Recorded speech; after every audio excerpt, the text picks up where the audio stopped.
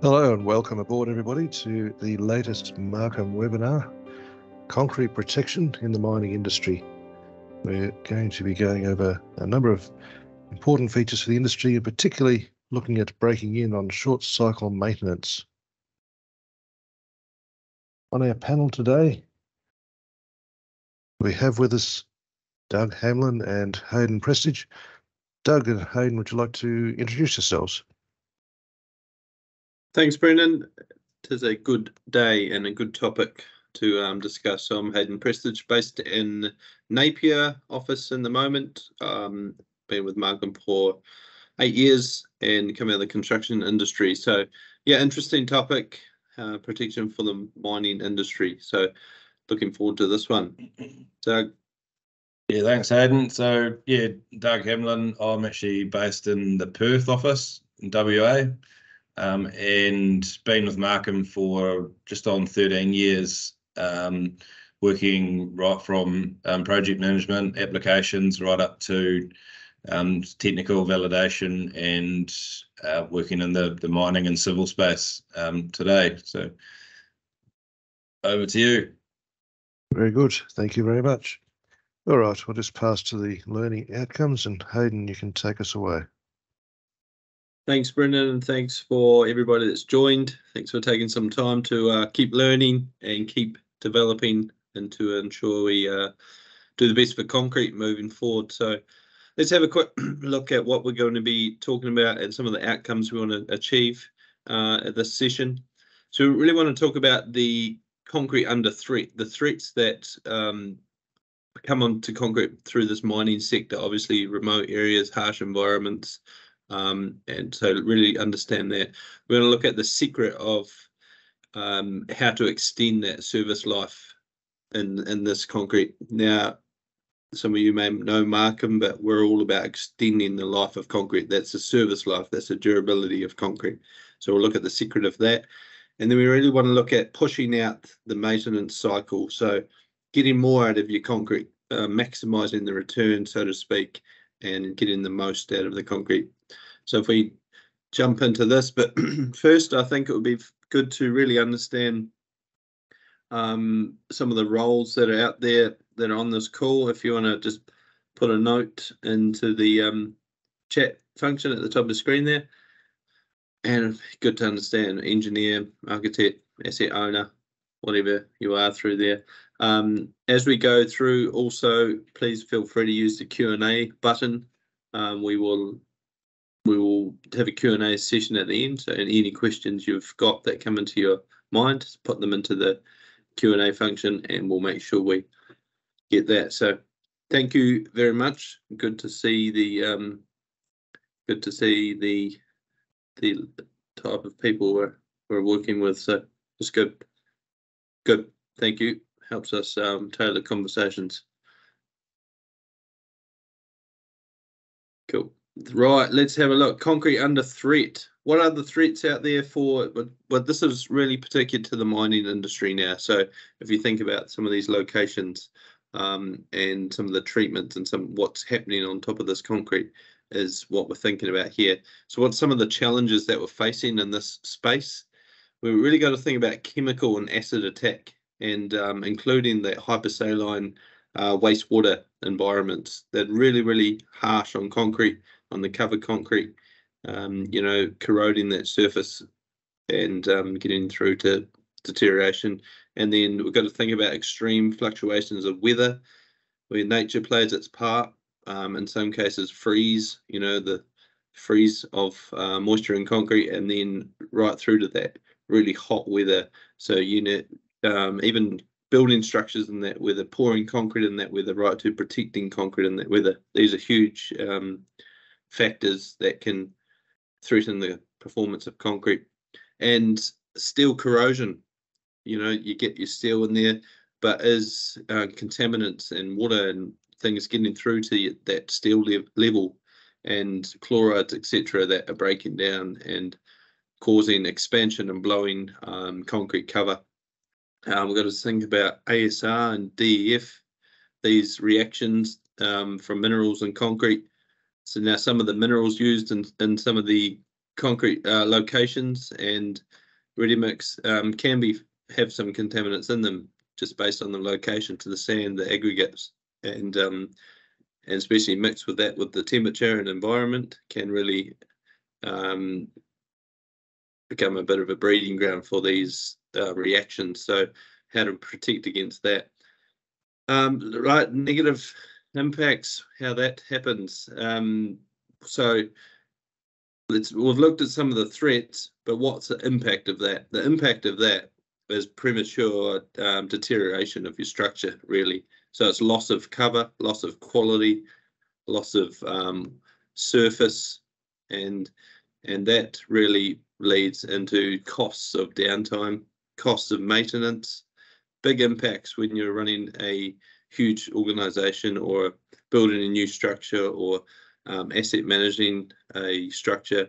These are big impacts that really have effect that a lot of people don't take into account, but that's what we're trying to work against, is saving you that impact. Think about that short-term maintenance cycle, you know, where you just get onto a repair treadmill, so to speak, and you have to be ongoing teams, ongoing costs, ongoing shutdowns to keep up with maintenance. And then probably the biggest impact, obviously, is a shortened project life or structure life, and that obviously means a rebuild and the huge cost planning and resources that need to go into something like that. So that's the huge impact there. But then also we've got to think about some of the impacts of ways of getting concrete durability. You know, is it safe? Is some of the mixes that we're using safe? Some of the chemicals? Are the concrete structures safe themselves? Are some of the mix designs, you know, are they easy to work with? Things like that. These are some of the impacts that are out there in the industry. So, Doug, we've talked about some of the problems, some of the impacts. What's the secrets on the counter to all this? Yeah, thanks, Hayden. It's good to understand the set it out well. So I guess it's important to understand why concrete deteriorates in the first place, and it really comes down to the fact that all concrete, whether it's you know, a 25, 30 MPa or, you know, 60 MPa plus, there is still an element of moisture that will be able to move through that concrete, and why that is a problem is that moisture is the vehicle, or it carries contaminants through the concrete structure, which, you know, start to attack the concrete, lower its pH, which obviously concrete has a high pH for its natural protection. And as we get these contaminants into the concrete, they start to break that down.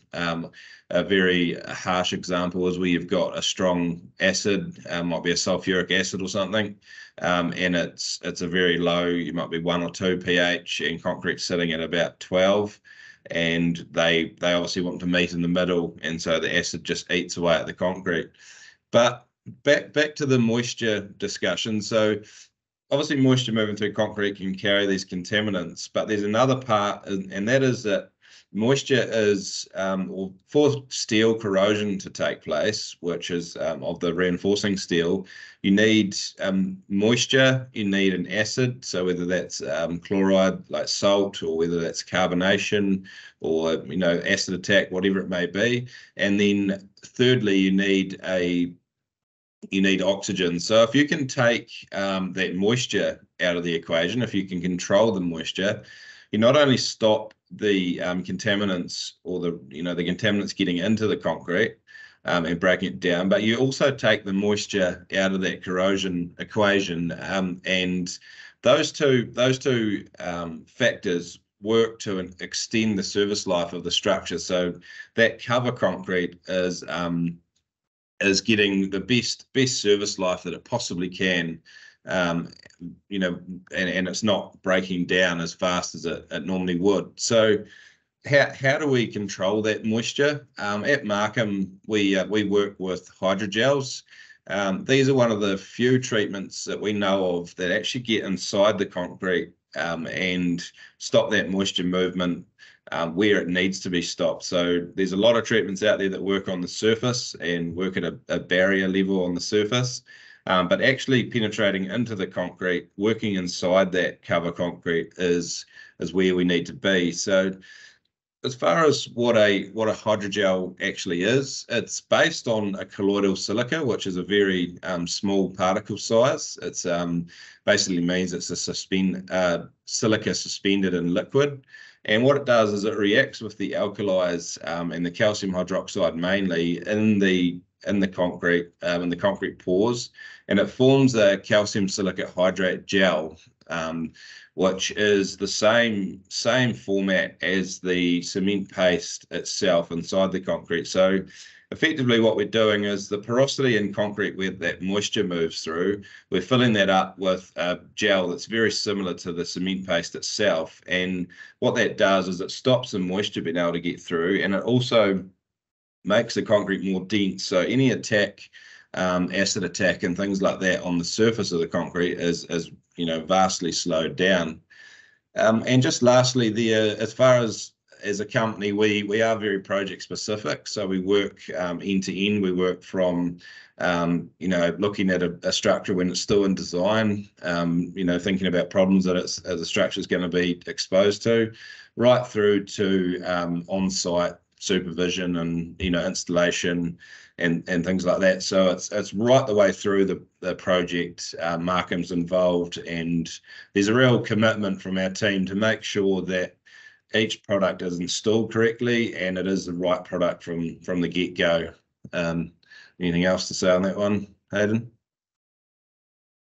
No, that's good. I just anyone that's got questions, please pop them in there while they're in your head, and we'll get to those in a minute. But so really, what I think Doug set it out well, how we protect the concrete by protecting that internal matrix, and really what we're doing by doing that is pushing out that maintenance cycle.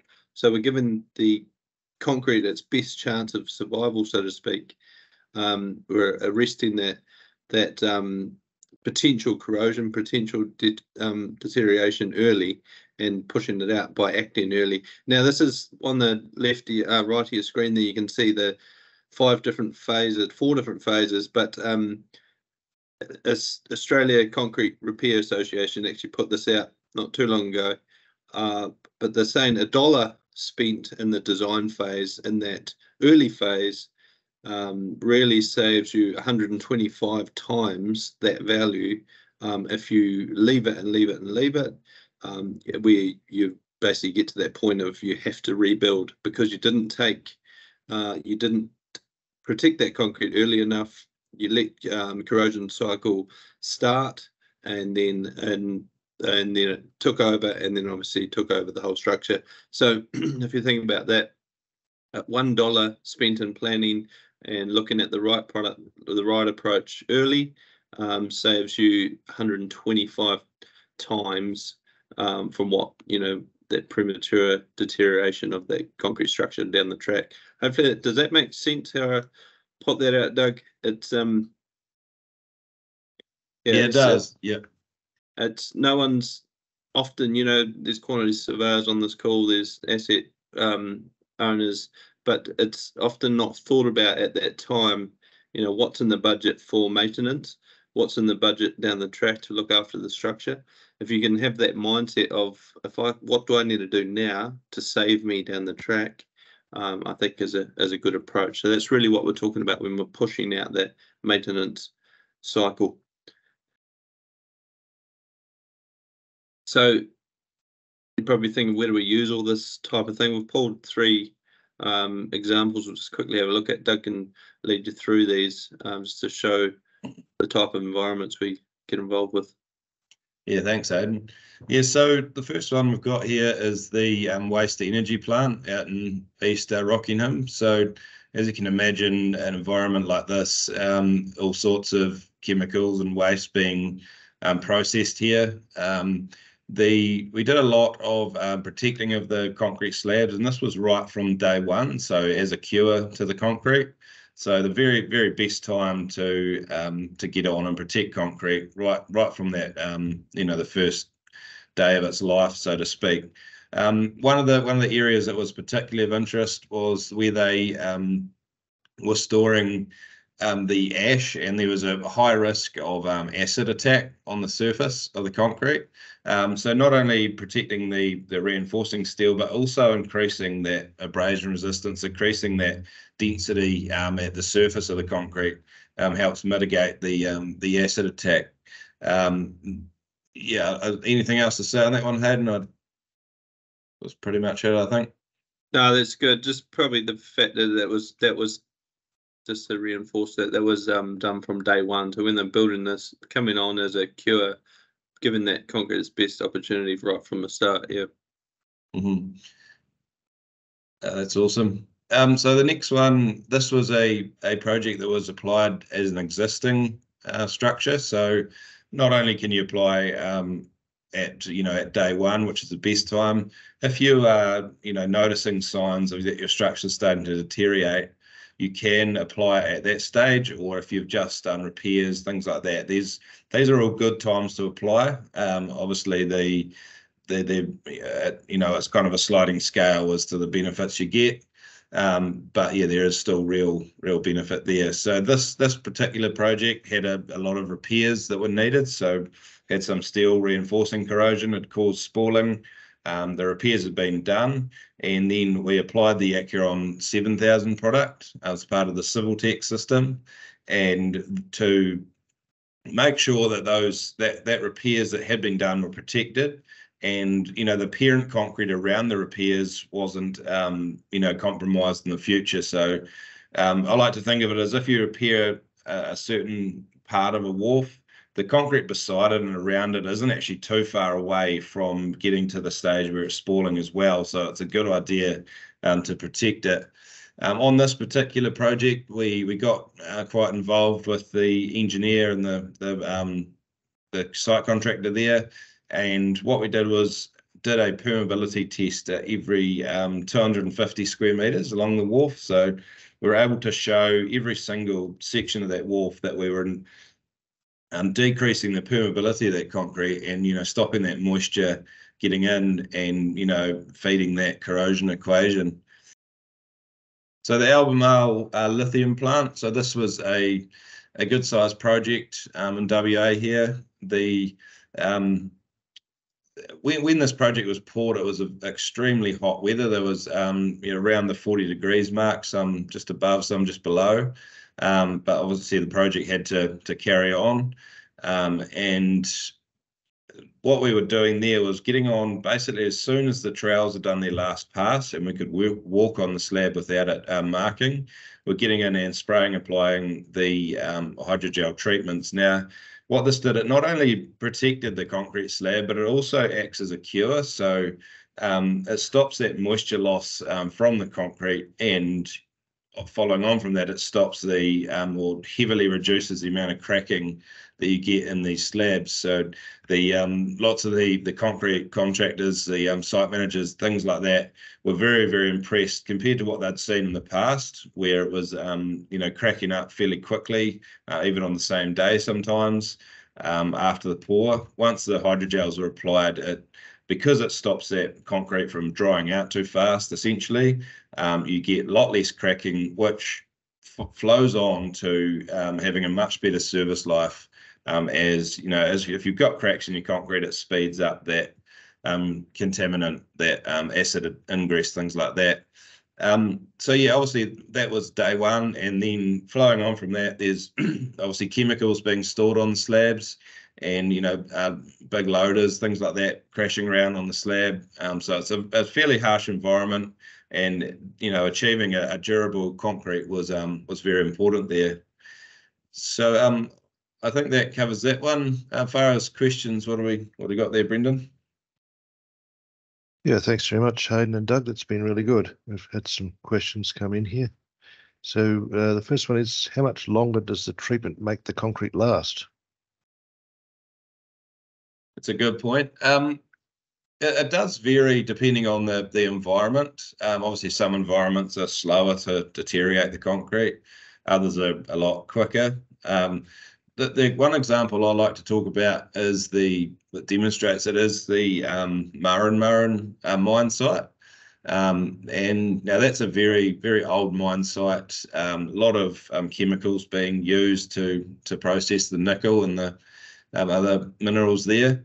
And what was happening is they were pouring concrete. It was a very, very hot, very dry. Some of the concrete was cracking up fairly quickly after the pour. And then they were, putting acid-resistant coatings on it, things like that. And they were getting around about 18 months, sometimes 2 years out of these slabs before they had to replace them. When we got involved, we'd put an admixture in the concrete, which made it easier to place. So you got a better quality job for a start. It reduced the moisture loss out of the concrete, so it reduced that cracking. And then we also spray applied it as a cure as well. So we gave it the absolute best hydration of that concrete. And they've been able to get 4 to 4.5 years. I think some of those slabs are at now, and counting. What the secret is though is that even if the concrete does get hit by acid, if it's protected with the hydrogel, it limits the attack to that top surface. So you push the service life out. Whereas if it's unprotected, it drips, onto the concrete and slowly eats it away, and it just keeps going further and further down into the concrete. There's nothing to resist it. Does that make sense? Yeah, that's very good. Thank you very much. We've got a question here. Do engineers usually specify this treatment, or contractor, subcontractor propose the implementation? So that one, Hayden. Well, short answer is both. Depends what's involved there. It's if engineer. We work with all parties. A engineer that's designing a new structure may often put something in for durability, and that goes back to that law of fives, getting an early scenario. They're thinking ahead of what the structure's built for.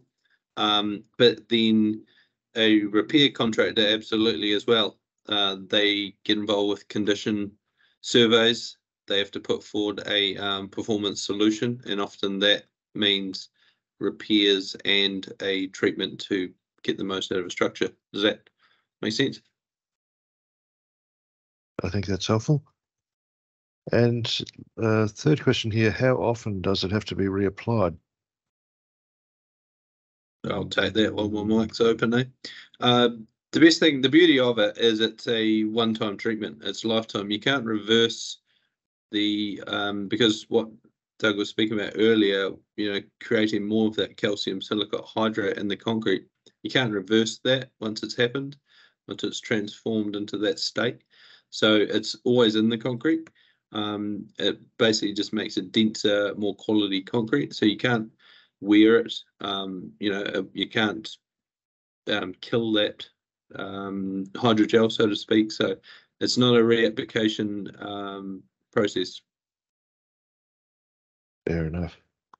And perhaps just to like to give us a wrapping up on that, Hayden, if that's all right. That's good. Thanks for the input of everybody. Thanks for taking time out of your day again. As we touched on, we looked at. I'll just reflect on some of the things we talked about. The threats to concrete. We looked at what those environments, what's those chemicals, what's the situations where they're really hurting the concrete. We talked about the secret being a hydrogel, which I'll touch on a little bit more, and then obviously some case studies. But why use concrete hydrogels for this type of environment? Very easy to work with, minimal downtime, can go into new and existing concrete. They really help to de-risk hot weather challenges. So ultimately curing is the first step of durability. So right from that stage. Safe for the environment. There's and everybody involved, right from batching concrete right through to placing and finishing concrete. There's nil VOC, nil toxins, all Enviro labelled products, so easy to work with.